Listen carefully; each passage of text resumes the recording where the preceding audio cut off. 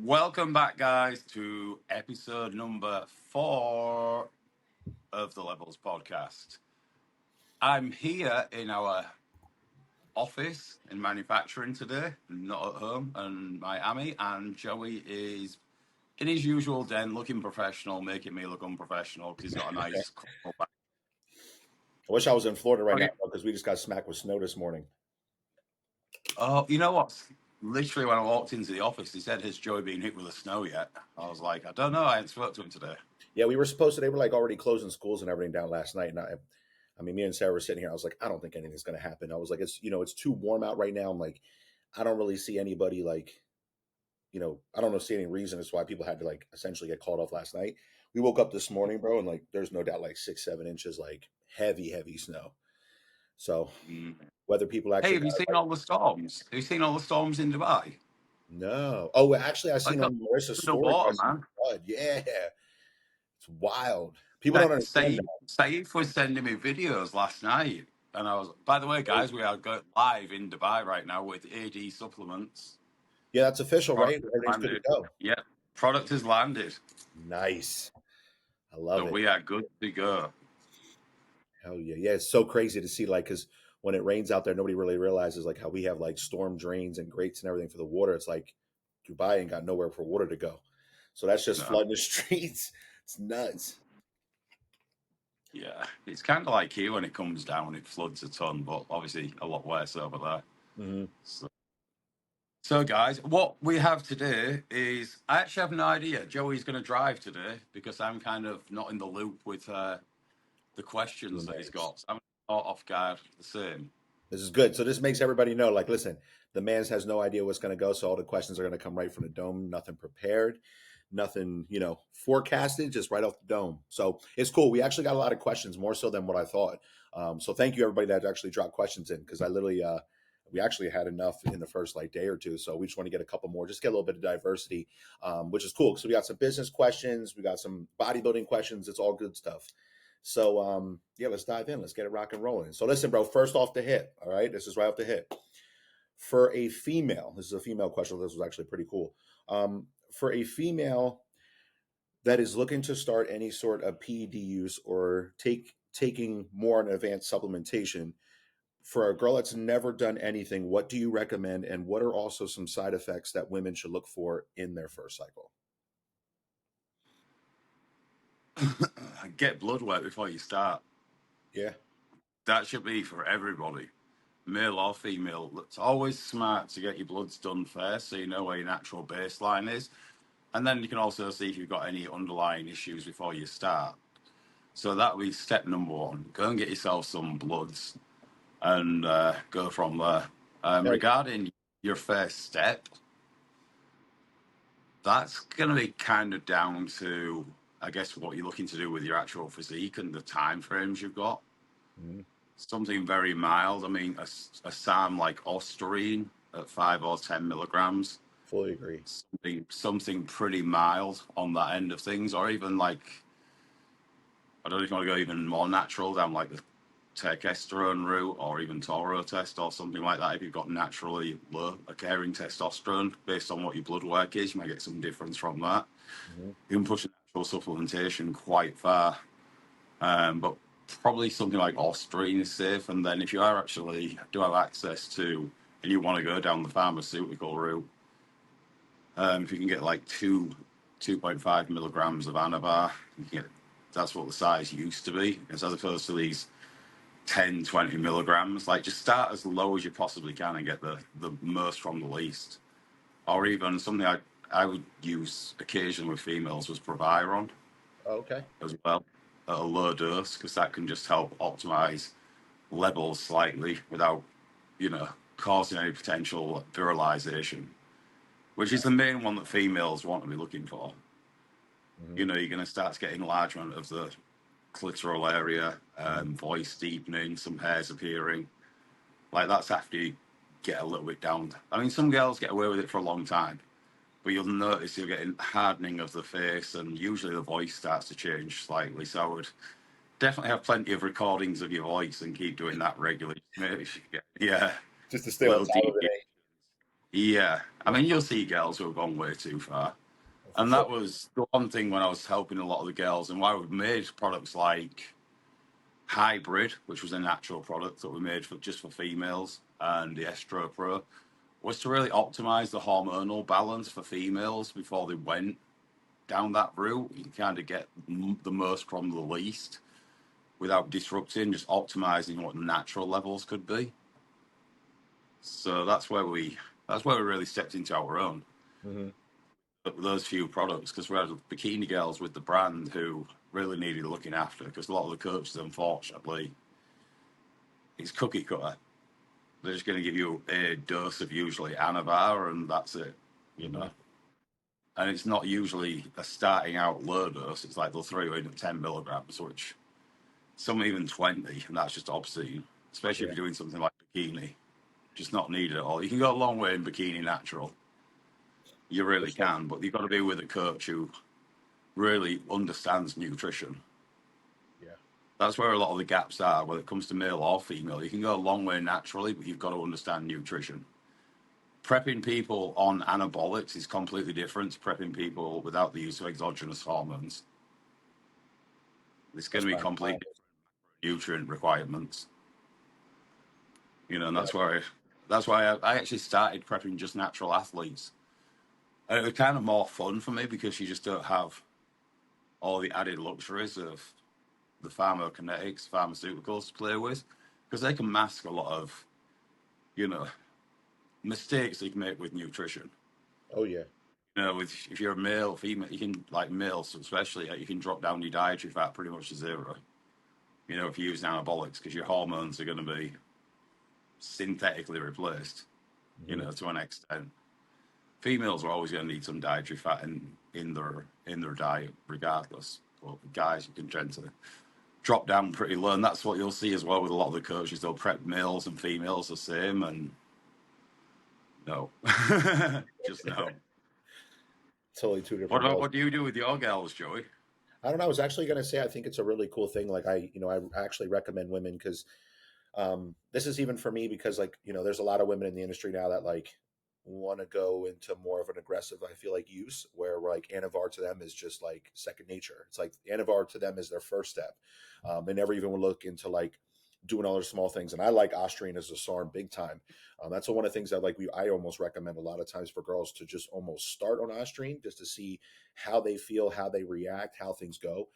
Because more so than it almost gives me, I feel like it gives me a little bit of a look down sight because if you adopt something in as Austrian, of course you're not going to have any conversion like an Anavar does or whatever that case. But say for instance you jump on Austrian and for a girl maybe she's maybe sensitive on terms of hormones and maybe she starts to break out or causes acne or anything interficially unbalances. It like gives me a foresight as to maybe what would happen when you actually go up to another level or you get a little bit more progressive in terms of taking it up to another notch.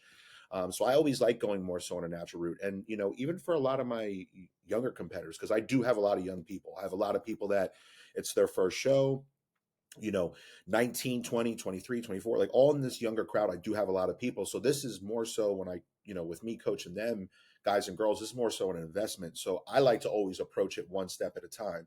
And it's cool because I get to make an impact on some of these young kids because we do get young kids that come to me sometimes for some advice. And I already went down a rough path and did shit that I shouldn't have done at an early age. And these kids are even doing it at a younger age and they're even way more aggressive.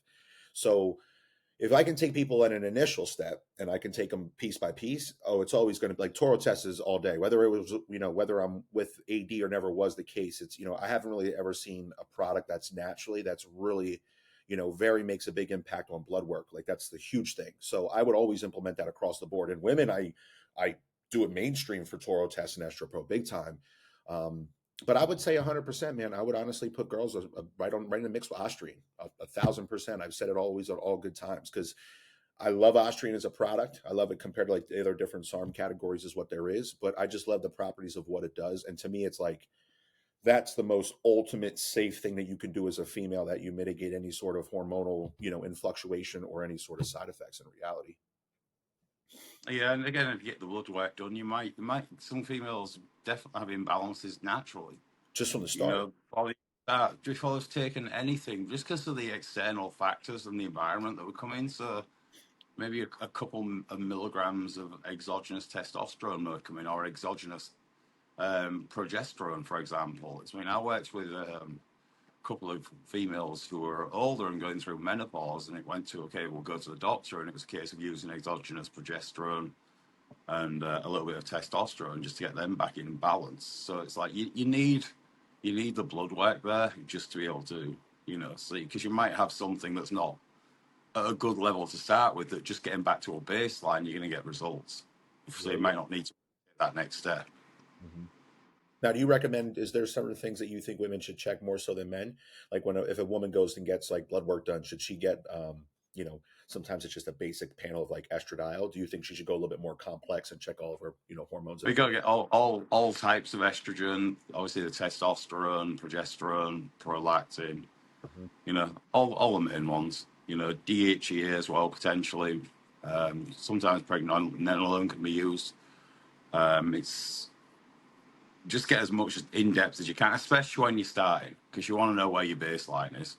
Absolutely. So go fully comprehensive. You can have too much data at the start, because that's where, even if you're in a good point, that's where your set point is. And then when you do choose to finish, that's where you want to go back to. As your homeostasis. That's homeostasis for you. Hmm. That's something I wish I'd done before I started, but didn't have access to the information that we do now. Yeah, very soon. One other thing that I don't think you get so frequently now, but back when I worked with a lot of the girls in the early 2010, 12, 13, 14, was some oral primobolan. You used to get primobolan tablets and small doses of nandrolone.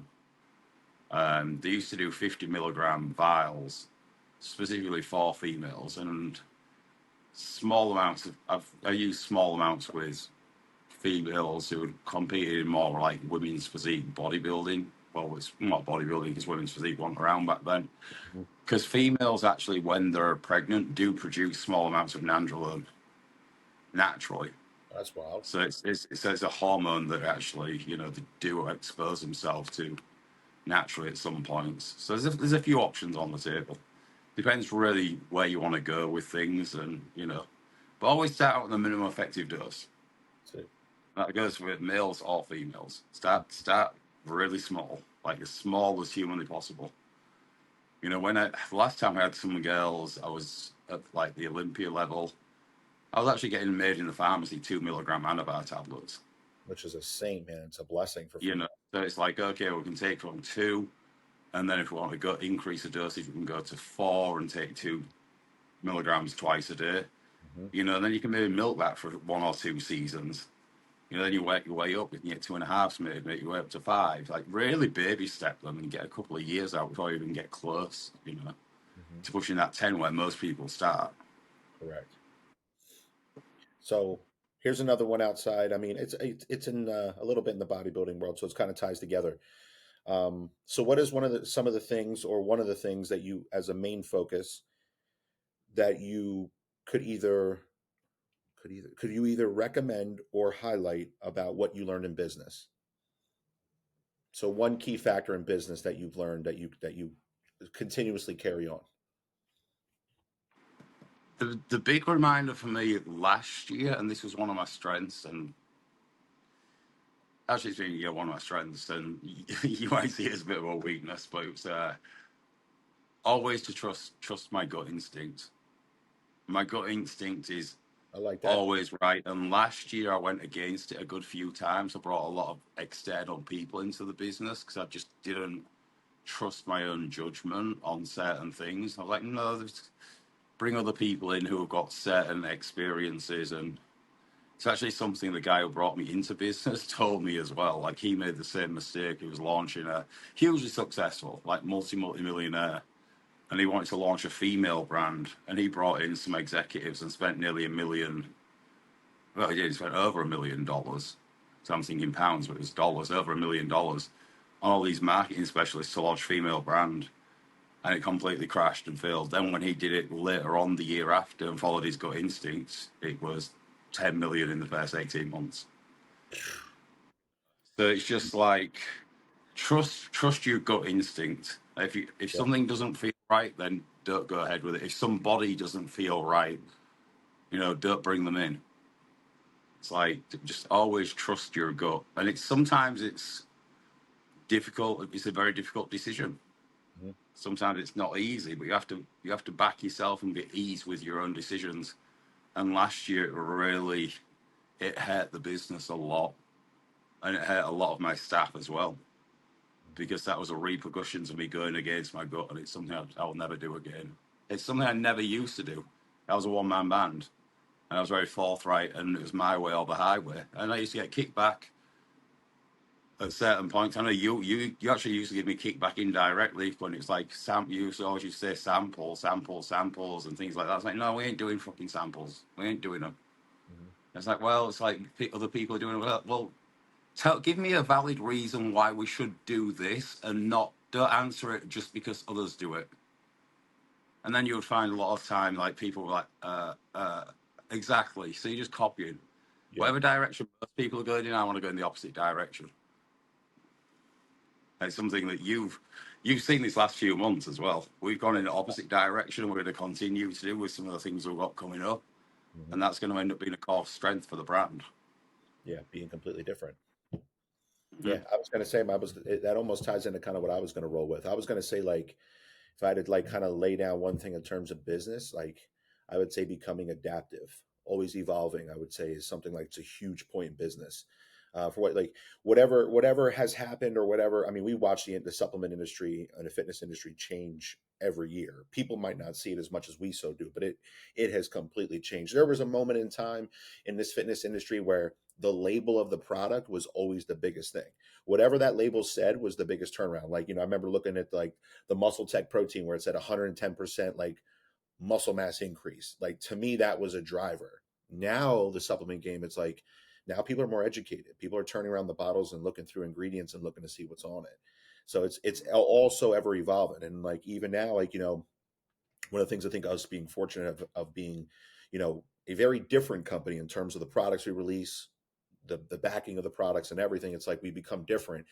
You can't just sprinkle a little bit of product nowadays into certain things and try to sell them. It doesn't work like that no more. People. No, that actually resonates, dude, because it spreads through to something that a lot of people see. Like, because I'll always get asked about, it's like, how did you come up with this? Or it's like, have you read this book by this guy? Have you read this book? Have you seen this? I'm like, I don't give a fucking shit what they did or how they became successful, because they've done it once and it's a snapshot in time, and it was 5 years ago, and the whole landscape's changed. It's not relevant now.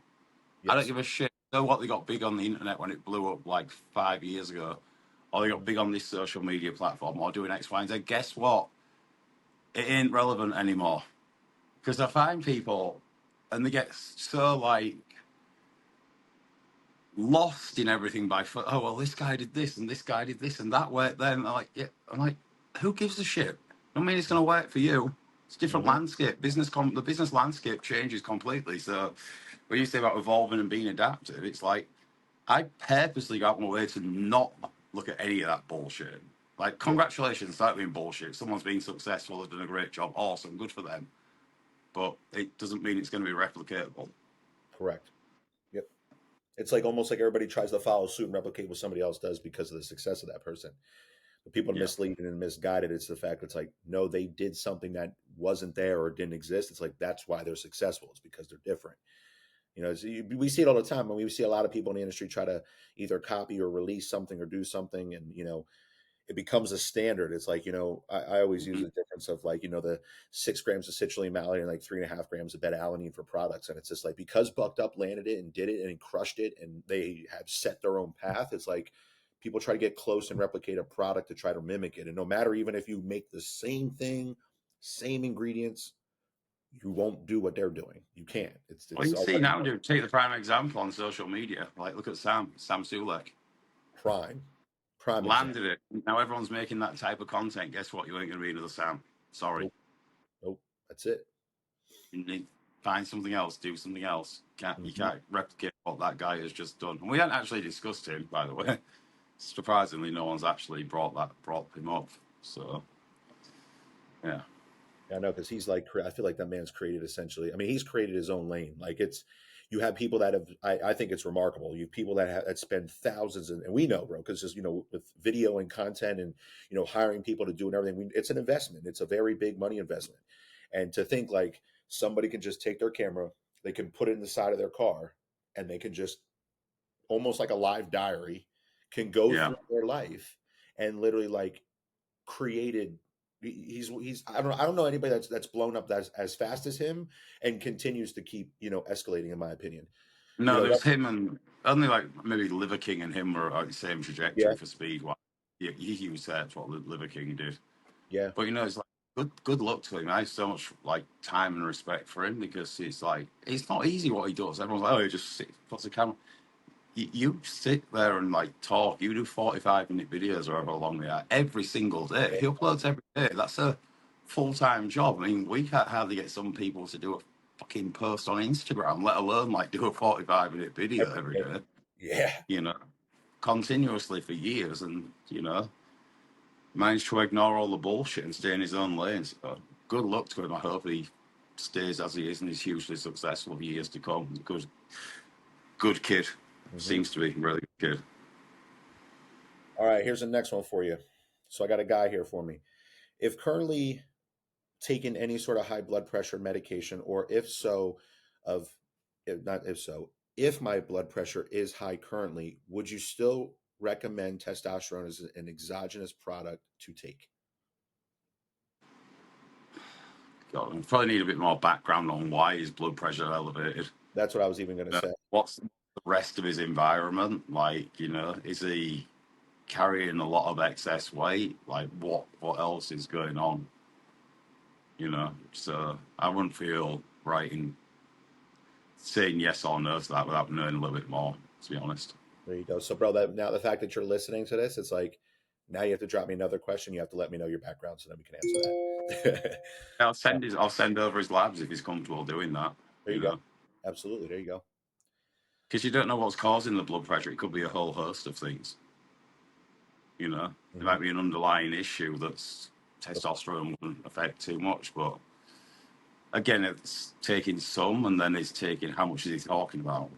You Hmm. know, I don't think you really need to be pushing the envelope for sure. I mean, testosterone's bioidentical; we produce it naturally. So if it's something like TRT and is at chronically low levels, well, again, this is like me; you can't answer it without knowing. Yeah, you Is don't it know the chronic background story. Yeah. milligrams get that to baseline? Then it shouldn't be an issue. But it's like wanting to run a cycle, and it's got some underlying issue there for sure. Then it's probably not advisable. Yeah. Cool. Well, there we go. That was nice. I like that. All right. What's one of your, this would be pretty cool. What's one of your hobbies outside of bodybuilding? I mean, counting business as body. Right. If you could, I, eh? I suck. I don't have a life. If I'm not working or researching or training, then there's not much else. I do still watch. Well, I Oh, say you're, watch. I keep in touch with the soccer, the football back in England. But that's probably about it. All I do is read, research. I'll watch a bit of YouTube while I do cardio, and fucking that's about it. Honestly, it's pretty tragic. Joey's got more interest than me outside of. I'm pretty useless to be honest, unless someone really like drags me out. I mean, I'll go out every. I'm in Miami. You can't not go out. Maybe like once or twice a month. I'll get myself out for 4 or 5 hours on a weekend, but that's about the extent of it. yeah. Other than that, I feel like you just mostly just do your thing, man. You just I mean, simple yeah, living. I'm either in the house, in the gym, in the office, or traveling. It's one of those four usually. Dig it. Well, I'm different. All right. I got some shit that I like to do outside of bodybuilding because I feel like I have to, or I would just go nuts. I just need to have something else. And me and Joe talk about this all the time. And maybe this, and like, I'll tell you guys what my thing is, but I also think like this is something where I think everybody needs to do. Okay. Not just even bodybuilding. Okay. Take this like deeper into it. So think of like what we do, right? You got an owner of a supplement company, the VP, supplement brand. All right. I also coach. Joe coaches. Joe also studies and research. Like this becomes everything. It becomes everything in your life. One of the things Joe says to me a lot of times is me burning myself out, right? And me doing too much all the time. I ran into that a little bit of last year, and I told nobody about this. Like nobody has ever even heard this. I don't even know if Sarah knows this. But there was a part last year where, you know, it came to like I would say like the endish of the year. I would say like a little bit of like October because things were like a little bit slow, and I think that's where like I kind of realized it. I was just getting very burnt out with just bodybuilding and fitness and everything. It was so much because like it's never an off switch. Like there's been times where I've traveled, through the week doing sales with stores, then going to bodybuilding shows for clients while also having check-ins for that week. Like it doesn't stop. And for me, I'm always good with being a creature of habit, and I'm always good with like I will always do this. Like I have to do this because I feel as if this is my purpose in life is to do this, but you got to have something outside of this because at the end of the day, like you will burn yourself out. Like you will get to a point where like maybe training, maybe whether it's if you owning a business or whatever you are doing, whatever your daily doing is, if that makes sense. I feel like if you do it all the time for a very substantial amount of time, you will run into days where like you just don't want to do it anymore.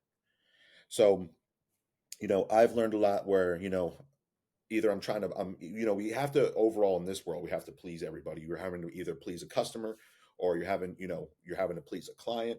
Whatever I'm trying to do, it's a lot of pleasing, but also it is circulated around in all the same thing. It's not like I am, I don't even know what I could say because I have no idea what the hell else I would do in my life. I literally have no idea. I'm like, I could be a cop. I'm like, no, I tried that. Was going to be a cop. Didn't want to be that. But in reality, think if you're a cop, but then you also do bodybuilding coaching. There's two worlds. They flow, but they're two different worlds. With what we do, it's the time, all the time. And to be successful in what we do, you need to do it all the time because that goes back to being, you know, adaptive. But I think one of the biggest things is you need to have an outlet to just go and do something else, right? For instance, as something as simple as this, we bought a PlayStation 5, right? I used to game my ass off when I was a young kid. I used to always game. My dad always would cop me like all the PlayStation shit. I was in it. Then my friends got Xbox, so I had to get Xbox. It was always about that. Well, then once I got a full time job and everything else, like I didn't play games. Like I just didn't. Like I was working, and then after I was working, I was like partying, hang out with my friends. That was really it. And then of course coming into like this stuff now, it was all about working, training, coaching. Like that's just it. This is my love, my life, my everything. Just the simple fact of getting PlayStation, right, 5 and rolling online Call of Duty fans, a bag. Just the fact that like I can detach myself for a few hours and just go in another direction in another world. It's a sense of relief because like it gives me a break. It gives me a break mentally. It gives me a break almost I feel like physically, and it almost takes me out of a world that like I never like before I was in this world never existed. And for the majority of people out there, even though our industry is massive, we are all very small in this world.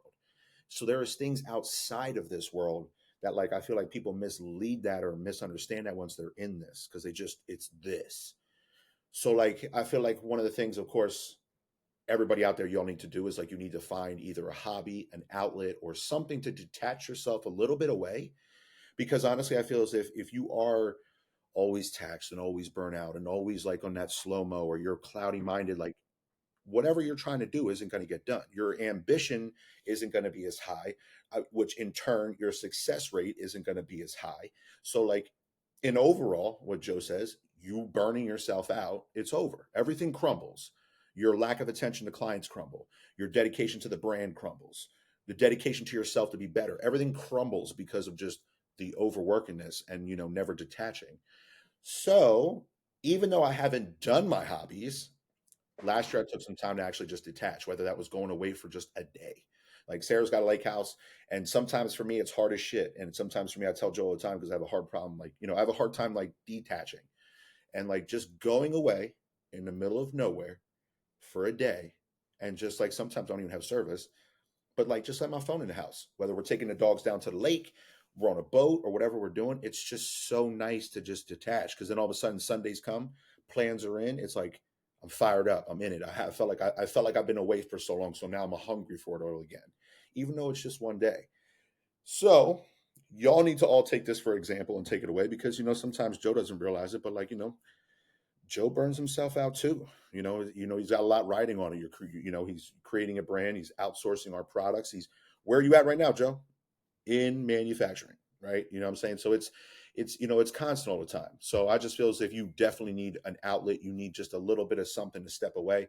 Because listen, when bodybuilding is over, if you're an athlete and only an athlete, when it's over, what do you want to do? What are you gonna do? Like you can train forever. You can always train. God willing, nothing ever happens, but like you can always train. But like when you're done competing, like what you need to have something else. There's got to be something to keep you moving and grooving. So listen, to me, kind of plain and simple, fishing and cars. All right. Joe knows the deal with cars. Never really knew the deal with cars, but like guys, I was a car fanatic. All right. Fast and the Furious was my life. Like that first movie was it. My dad was a gearhead. My dad had Camaros his whole life. For literally, it was my 16th birthday. My dad bought me a 2000 Camaro. It was great. Had 100 shot of nitrous in the back. Had a full exhaust, worked motor. It was the best 16, sweet 16 gift you could give a boy. You know what I'm saying? But I've always been into cars. That was before this. Before I ever even got into bodybuilding. Like all my, they're still all my great friends, even though I don't see them no more. But like they're gearheads. It's dirt bikes. It's guns. We're going to the shooting range. We're in the cars. Like that's all we cared about, and that's all we did. So cars has always been a thing. Whether I'm going to a race, just walking around at a car show.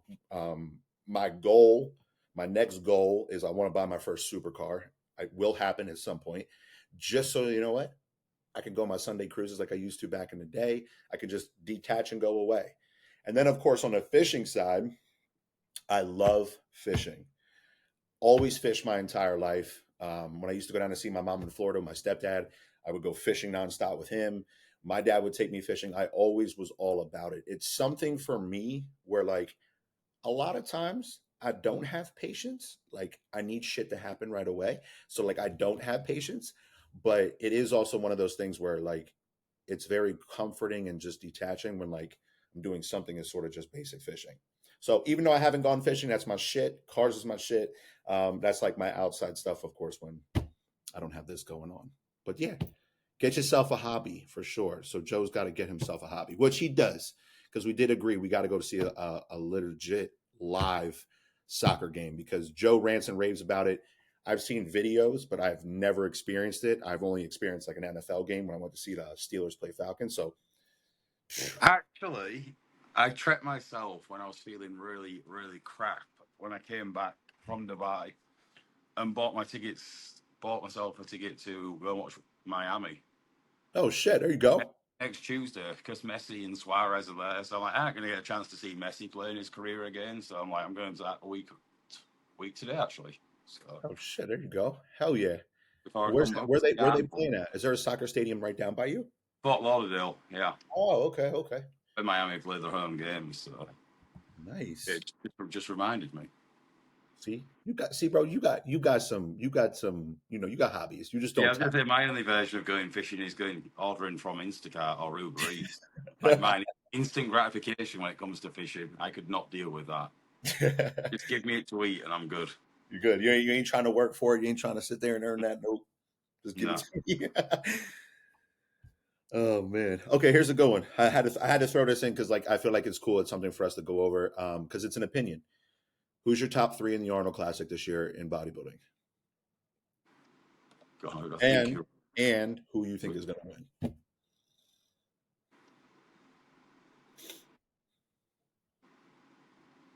I'm trying to think who's actually doing it. Like, Because you had some people, of course, pull out for sure. I'm Jack's out. probably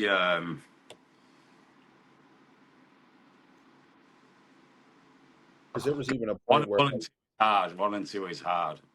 yeah, because people were even saying that Hottie wasn't going to make it, but he's Yeah, now he's over in. here. Yep. But I'm going to go out on a limb and say Samson Hardy. Yeah, the third one's the hard one, ain't it? James Raphael. Yeah. That's going to be tight between. That's going to be tight between both of them. I'm trying to think who else is in. I love Horse MD. I think That's who he's I was just going to bring up. You already nightmare. know. he's going to be great in a couple of years. So he's dangerous, but I think it's going to be God. This is it's not deep, but it's tricky. So probably Samson, just because I think he won last year, and I think with Arnold likes shape, and I think the momentum is building for Samson to go and challenge for the Olympia. So I think this will be a give him the nod, and then the hype set for the Olympia for him and Derek. So that's my rationale for that. Plus, he looks a bit sharper than he has done. So, Yeah, I was just gonna say he looks a and then lot. I'm going to go for James in third, just because James is a fucking stand-up dude, and I love him to bits. And I just hope that he brings it. 'Cause he's never hit his mark really on the big stage yet, and he looks nuts now. It's like, where's Yeah, his at? I've known him since he was a junior, and he's just a really, really good guy, and I love seeing nice guys win. So, go James, go Team James. I like it. Listen, so there's no harm, no foul to James. That's like one person I've always wanted to meet because it's like one person. I mean, listen, if you speak highly about somebody and I don't know them, I like legitimately want to meet them. And you've always spoke highly about James all the time. So the only thing I'm switching because I do agree. I mean, I've always been a Hottie fan and like I've always liked Hottie because of like his respectfulness. I always loved how he was saluting people. You know, he saluted Dexter when Dexter retired. Like Hottie's always just been this dude that's just He forever. ain't respectful to no one at the Olympia, bro. Not no He's popping more. up that. Yeah, not no more. So that's how I originally got loving into Hottie, and plus, I just love this freak factor and just the ultimate of how long he's been competing is just incredible. But I'm always the biggest fan of Shape. I've always been the biggest fan of Shape. Like when somebody would ask me about favorite bodybuilders, listen, if y'all have not watched it, you have to go watch it. It's literally probably I think one of the most epic battles on a bodybuilding stage, but it's the 1999 Grand Prix. If anybody has never seen it, it's probably the most freakiest Ronnie Coleman against the best ever Flex Wheeler, in my opinion. Even though people you can go farther, like later back in the 90s, I don't know, maybe I could be getting this wrong, 92 or 93 Arnold Flex, where he maybe wasn't as big. But the 1999 Grand Prix Flex Wheeler is like some of the most craziest shit I've ever seen. Like in terms of bubbliness with aesthetics. So I've always been an aesthetic fan. I think it just is, to me, that's the work of the art. That's always been a trophy. Anytime you would see a trophy, it was somebody who was like aesthetically built, but like the muscle looked fake. So like I'm rolling with Samson as well, bro. I just think it's gonna happen. Like even how me and you always talk on the side, and we bust down bodybuilders shot for shot. I mean, we were doing it with like Nick Walker at the Olympia and stuff like that, and had our opinions, but like I just look at it for shot, especially where shape and symmetry has been a big play. It's been a very big play. You know what I mean, bro? Shape and symmetry has been like on the move and groove here to in turn, I feel like what the whole IFBB is looking to win. And that's across all divisions, in my opinion, especially men's physique. Men's physique, I felt like it was getting to a point where like it was just classic guys throwing on board shorts to just get a pro card or get an easy dub in. But now it's like you ain't going to be big and blocky and sitting up there in a men's physique where it's now all about symmetry, small waist. It's the judging criteria is completely changed in reality. But yeah, I'm gonna go Samson. I'm gonna go Hottie, and then of course I always been a Ralph fan, big time. I always loved his shape. I always loved the symmetry. Big arms, wide lats, crazy taper, like small waist. I fuck with it, and of course some Brazil genetics, man, is just unreal, unreal. Be interesting to see how Neil brings him in this year. Yo, you know what? I totally forgot Neil was coaching him now. Yeah, exactly. Damn, I totally forgot about that. Sheesh. that's kind of another reason why I think James is just going to bring it. Yeah, and like, I Uh, mean James always, looks. always a risk when you know you make those changes. Yeah, So, that's big time. I totally even forgot about that because he was with Chris for a long time. yeah. Damn. So there's that one, guys. All right. So for a newcomer into the fitness world who's looking to step on their first bodybuilding stage this year, it seems to me like by the like the type of question, like I don't think they have a coach, an idea, or anything. This is more so a bucket list because it's like for a first time competitor stepping into a bodybuilding show this year, what I would assume he means what answers, but like what examples can you give me that I should be looking forward in terms of my first show? It's a dream. I know that kind of doesn't make sense, but I would assume like if you're a first person jumping into your first bodybuilding show, what do you recommend as some things to kind of, either do, look for, acquire, or more so like what would you do for a first time, even if you're just giving them just some advice? It's so generalized, so it's really nice and Yeah, I mean, buckle up if it's your first contest prep because it's going to be horrible dieting down. I just Well, I'm going to make it really, really simple and just assuming the fact that he kind of knows what he's doing and he's going to get to the stage. Start working on your posing now and don't leave it until the end because you won't have the energy to work on it until the end. So start that shit right now, and that's the one piece of advice I'll give you. Start posing, learning the posing, hitting the posing now. Don't leave it to 4 weeks out because you're gonna be on your ass. You ain't gonna want to do it, and you can't step on stage not hitting the poses. that's it. That's it. I said it before, man. Like I started posing. I had a good amount of time coming into my show, but like I'm gonna be posing from the start because, like you said, man, you get so drowned in prep. If you got other things going on in life while also you're prepping, it comes to a point where like posing is like working out your calves. If you neglect to do them, I feel like in the beginning, you're rarely going to do them at the end. You finish leg day, bro, you just want to bounce. Like you don't want to sit there and have to like work calves out. You know what I mean? So I feel as if like posing is that type in that era to where like if you push it to the end, you're going to neglect it because at the end of the day, when you're done doing your training and you probably maybe got cardio, or if you don't, whatever the course of the action is, you're going to want to go home. You're going to want to you're done. You just sometimes just want to go home and shower, probably eat a meal and do nothing. Which in turn, you're definitely not going to be sitting there trying to practice posing. And definitely even building a posing routine, ain't? Because that's probably more so, you can go out and hit some shots to a song. That's very easy. You can just do your call outs. But like if you're trying to actually add to you, I think, and build like a little bit more of a dynamic around you, I do feel as if that posing is big time, big time. And if all else fails, hire Joey. There you go. That's easy. Shameless plug. Shameless plug. um, I'm gonna give a little bit different answer. So I'm gonna go and say if this is someone that like, I mean, I don't know, man. Like if you're doing this because it's your bucket list and like you just want to step on stage because you just want to cross that off your list, I could give you an answer for that. I could give you an answer if you're really going to do this. So if you're just trying to have fun and this is something you always wanted to do, you want to do one show to say you can do it, I think that's phenomenal. I think prep teaches you a lot about yourself more so than anything. People that prep, everybody just looks at it as like, oh, he just wants to do a bodybuilding show. To me, I think prep teaches you something. It teaches you discipline. It honors consistency. So there are moral things that you can take away from prep that I also think make you a better person. And it's even the fact of building a layout of a day. I think like waking up and doing cardio and getting your breakfast and showering, like it's a procedure that you do every day. You build a plan and you get better every day at that plan. Um, so if you're just trying to do this, my biggest advice is just enjoy it. Like just enjoy it because your 20-week prep, 24 weeks, 18, 16, whatever you're going to do, it's going to go like that. It's going to be the quickest thing. It's going to fast forward time more so than anything because you're now in a time clock. Every Sunday when it rolls into Monday, that week gets slashed off the calendar. So I do feel as if, enjoy the process, right? As you go through this, know that the fact of like when things get hard, it's a part of the process. Enjoy it. Nothing in this world comes easy. So the harder you're working, the end result's going to be a lot better.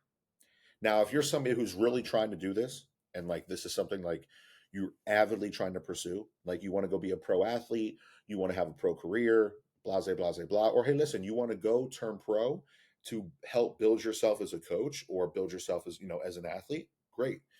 I think one of the things to do is it's like a double edge. It's a two-pronger because it goes together.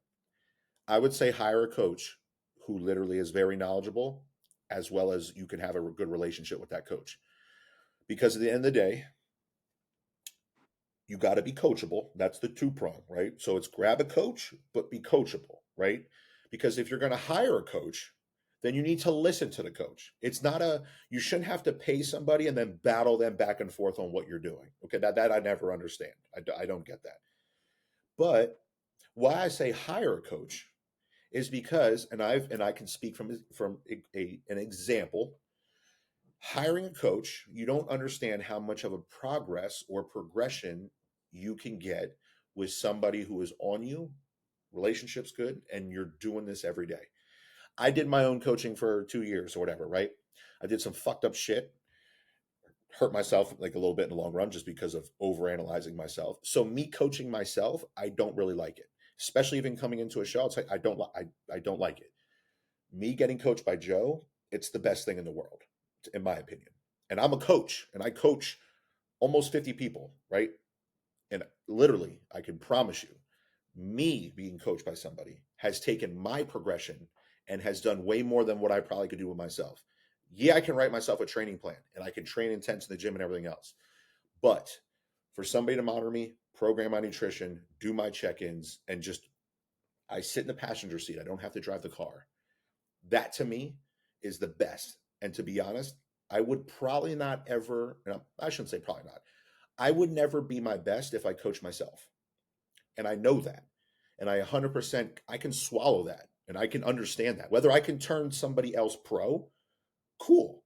Or I can win overalls, cool. But like as an individual myself, I would overanalyze and overjudge myself 10 times over. Because I think what me and Joe have done, in my prep here for, when I compete in Big Cat, from where I started to where I went to where I ended, there would have been judgment calls that I would have made on myself because I look in the mirror and I see something totally different. It's like everybody else. We look in the mirror and we're going to look at ourselves and see ourselves a certain way. The person next to us is seeing a totally different version or a totally different thing that you don't see. So You would not have got to that crunch point when it was going never, to be bro. done. Said, okay, we're going to give you some rest now. Never, bro.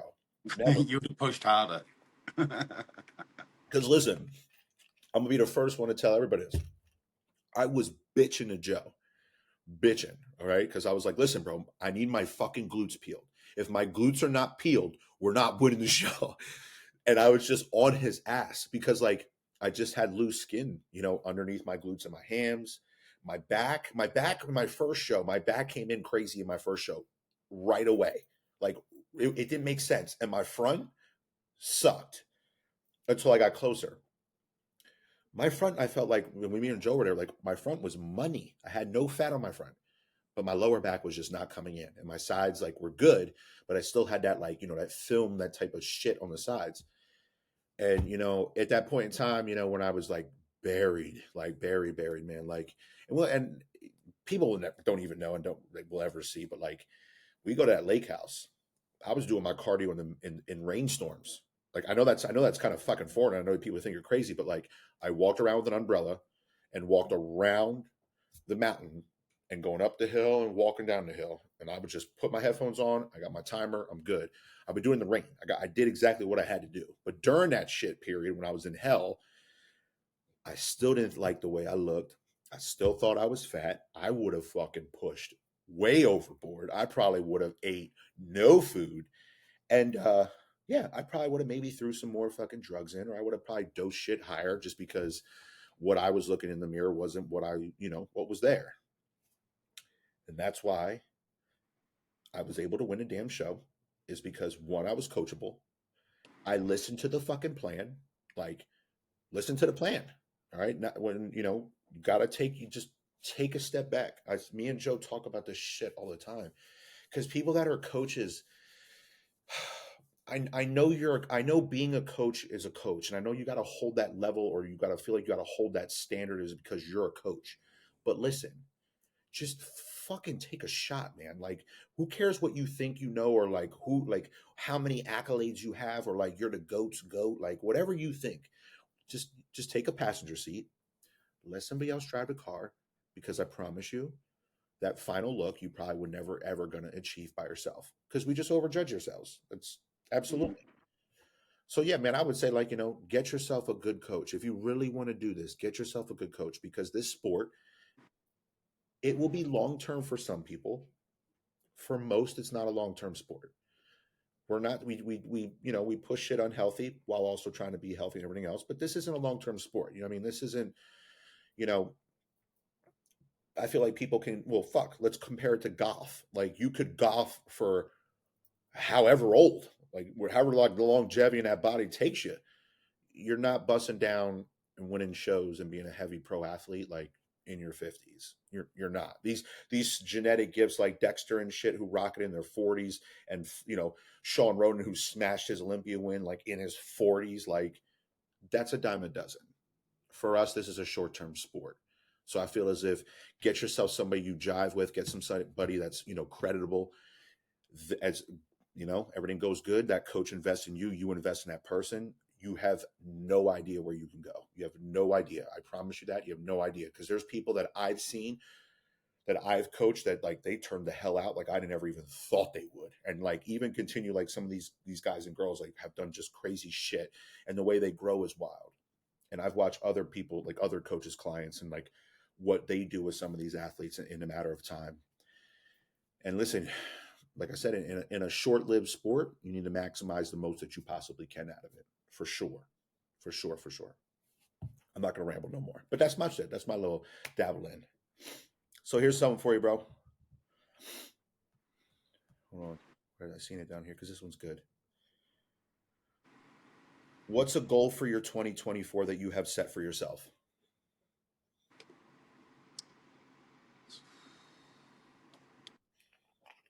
Actually, I've been pretty reserved when it comes to goal setting because I always used to set lofty goals, and it's been more personal goals rather than achievement goals this year. And it's been really just to keep managing myself better, to which where I'm focused on fewer people and fewer projects and not spreading myself too thin. So that's like emotionally investing myself in not too many people, not getting distracted, and being very selective who I let close to me and who gets my time. So that's probably been the biggest difference. It's not so much on a business level because Joey knows I'm always like 5 years ahead in business. Like we've got. I don't want to. I'll start betting myself out.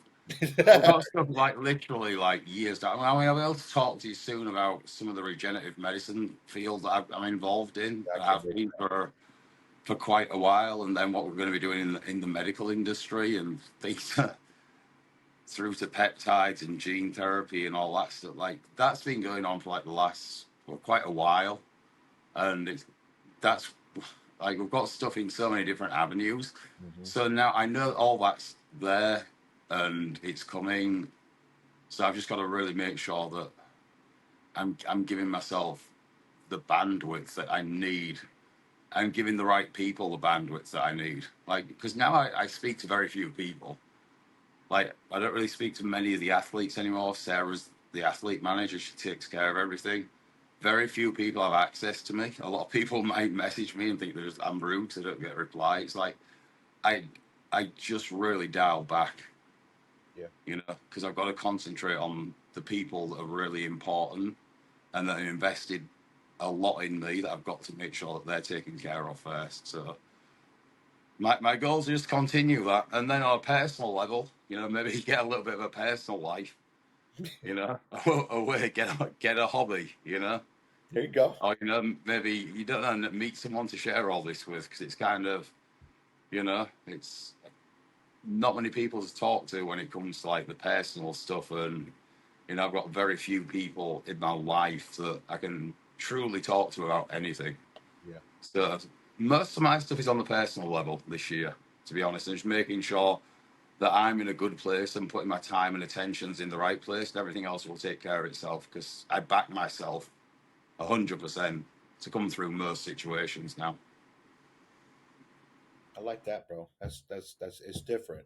It's because everybody wants to hear you maybe have a dollar value set for the company, or maybe you got this new business thing. It's like, nah, this year it's like you're gonna do what you do with business. You're gonna go where you're gonna go. You know what you've been doing.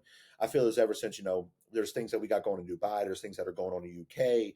There's things that we have crazy going on here. This regenerative thing, like I can't wait to hear about it. You tell me pieces of it, which like I'm not going to say on here, but like just the things that you are involved in and the people you are like being with are it's incredible. It's more so pretty wild because it's about knowing the unknowing, if that makes sense. You know what I mean? It's like Mhm. you would have no idea what's going on underlying, and like you said, in just advanced medicine is just wild, wild to where this is going to go over the course of years.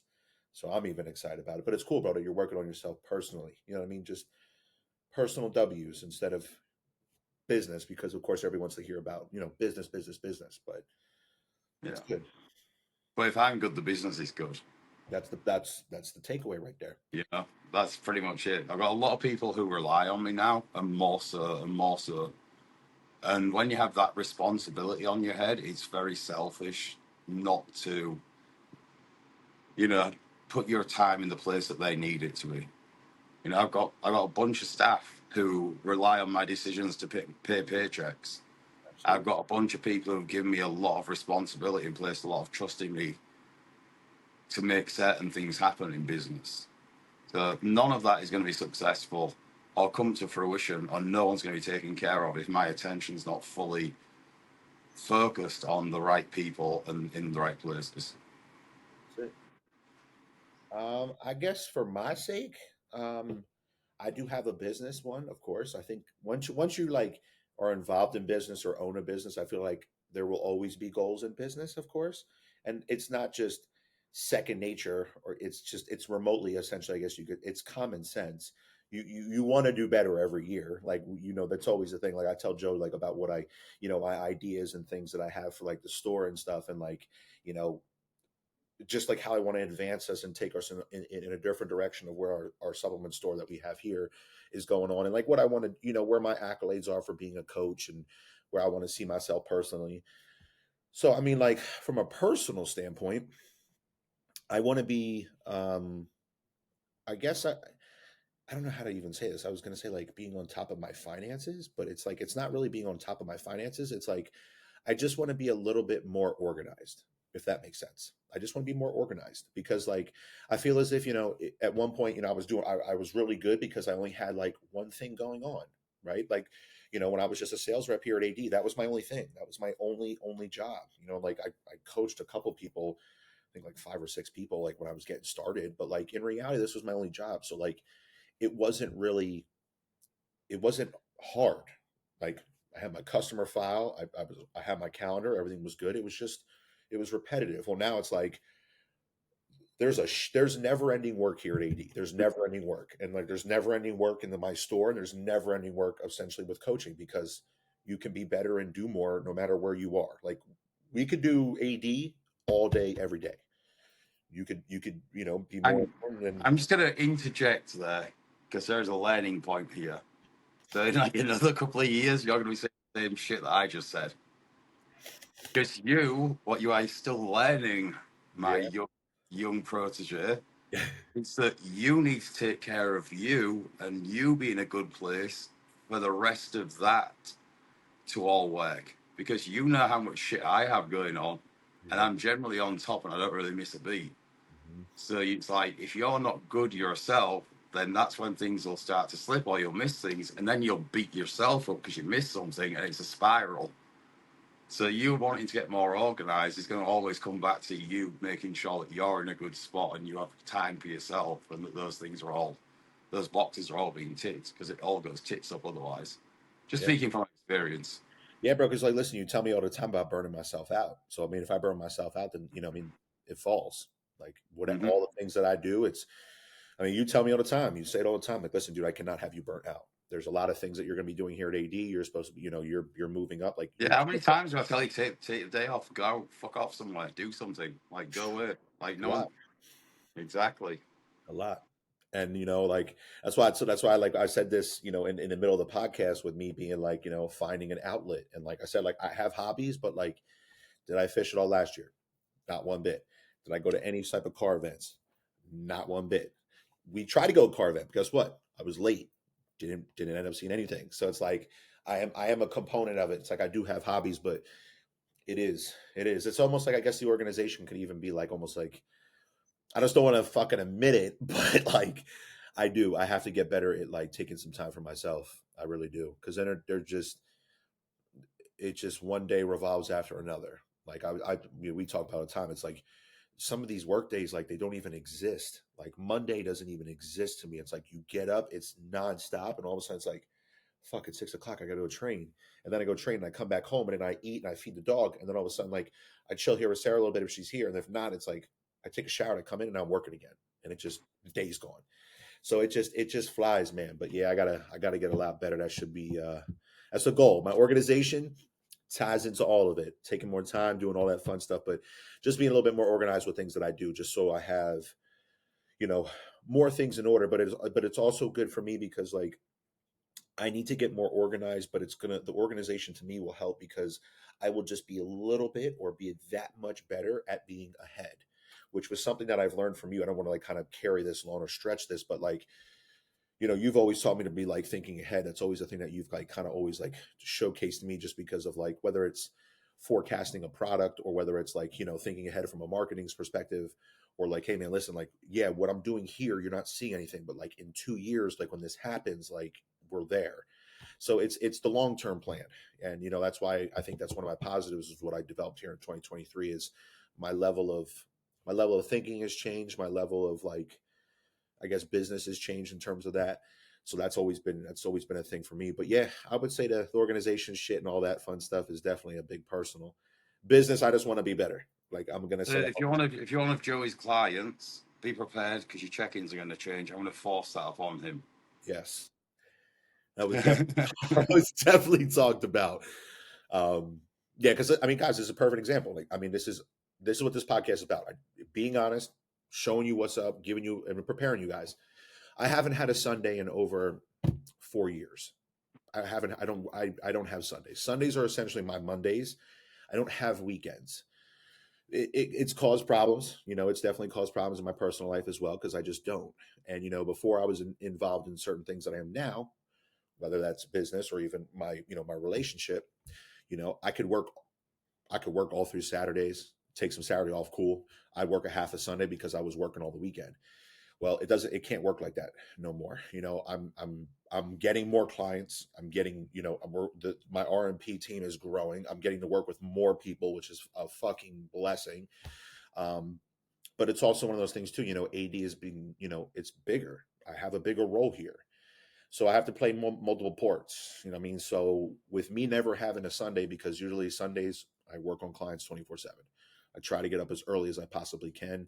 And I work till 12, 1 at night. That's how it is. And my clients know that. My clients will tell you that. They're like, hey man, listen, you sent me my plan last Sunday at like 9, but this Sunday you sent it at 6:30 at night. Is everything okay? I'm like, yeah, bro, listen, I just rip plans as they come in. As everybody sends their plans, I just go to list.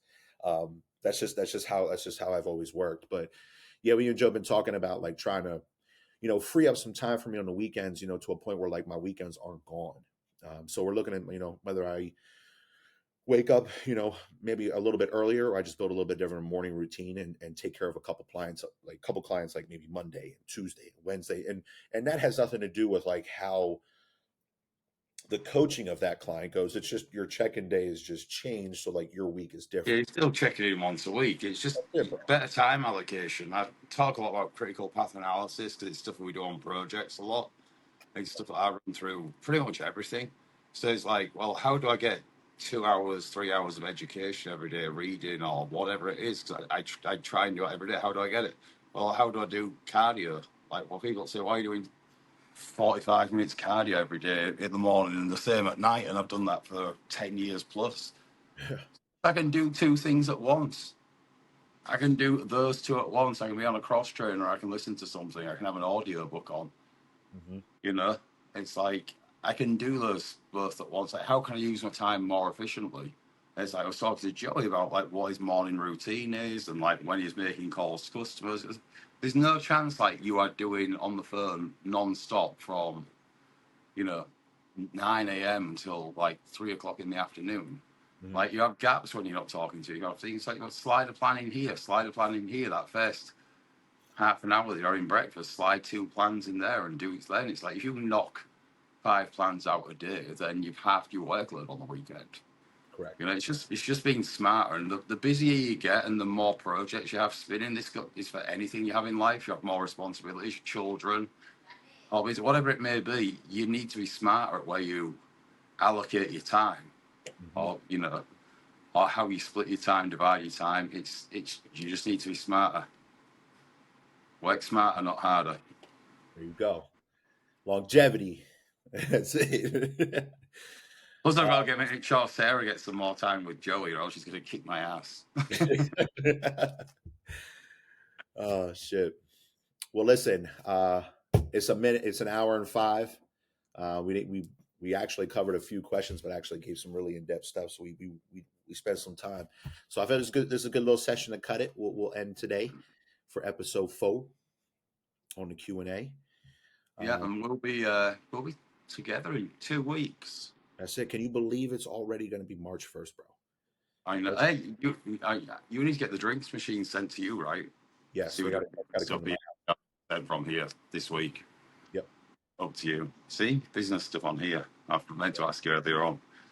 But yeah, 2 weeks is good because I'm actually flying in a couple of days early to get a full day with Joey, so I get to train with him, see where he's at in person, and we're moving plans, kicking his plans forward a little bit. So time to make a few more changes, and that's like you were saying about the coaching relationship. Like sometimes Joey's plan won't change for quite a while; he never questions it. But Yes. like we might have small things that are moving here and there, but then it's like when I know his body's ready to kick on, he's chomping at the bit. Those are the times that he make the moves and he makes some pretty significant changes. So I had him on the same training volume since we got back from Dubai, and now he's in a good position. I know that he's ready to be pushed a little bit more with his training now. So having the chance to look at him, have a session with him, and dial all that in, and then with that will come a bump in nutrition. Like it's, then we'll ride that wave. Joey's year was already planned out pretty much on the flight back from Dubai. Pretty much, yeah. Going through his health phase to when we're going to kick things up again, to when we're going to have a little break, to going into contest prep and everything. So his plan's kind of always been set. But what I was going to touch on about, if a coach gives you an actual plan, this is what I was going to touch on when we had the question about the coaching. Mhm. Run. Like you should not be getting like a 16-week plan from a coach when you start. You just shouldn't, because like Joey would like sometimes, hey, what we doing? Like, I don't fucking know, dude. Send me Yeah. pictures. Because it's like I can tell him what I think is going to happen, and I'll be right. Not to be arrogant, but I'll generally be right. But you can't tell what that body's going to do. If Joey has a couple of bad nights sleep, he won't tell me, but I'll tell from his body, and I'll say, okay, what the fuck's going on, dude? You ain't slept. What happened? Like, what's going on here? Mhm. Because the body will get a different look. So it's like you can't plan like way in advance because stuff happens in life, and that body is the one thing that you just got to keep an eye on. That will always tell you, if a good coach, that is what tells the coach what's needed. The coach is there just to translate what the body's doing and Yep. give practical steps back. Just to translate, that's all a coach should be. So everybody needs to take that as an example. Big time. But, So I think, hey, listen, I think episode 5, we got to get ourselves a guest on here, eh? you got some ideas. Yeah, man. So we can do, depending on how our schedule is, it'd be cool to do like an Arnold live podcast, depending on how the day is and depending where we're at. That would be cool. We could pull somebody in easy there. But yeah, I say we get a guest on next time. We could put a poll up. We can see like who people want us to get on this podcast. Be some crazy shit of people who we want to get on. Yeah, do that. Let's get a poll up. I'm sure I can pull some rabbits out of hats and ask for a favor for a while. There we go. Let's do that. Cool. Leave So it we'll to you put a poll up. guys. There we go. And then we can see who people want to get on the show. I like it. Cool. Well, Right, man, guys. you have a good day. Thank you, everybody, for tuning in to episode 4 of the Levels podcast of myself here in PA, Joe in sunny Florida. But we will, for anybody who's going to be here, of course, like y'all going to hear this podcast is going to drop soon. But listen, any of you guys coming to the Arnold, you got to see us at the booth. You got to come by. Booth 721. Boom. So come by, see us. We'll have a whole bunch of cool stuff. We'll have bringing all the brands, doing everything that we're doing. We'll have a bunch of our athletes out there representing us, representing the brand. So please come by, come say what's up to us, come see the booth, come see, try some products out and check us out here. Maybe something new. Who knows? Hey, if the coin lands on heads, ain't. All right, everybody. Thank you for tuning in. Episode 4 is in the books. Have a good one. We'll see you next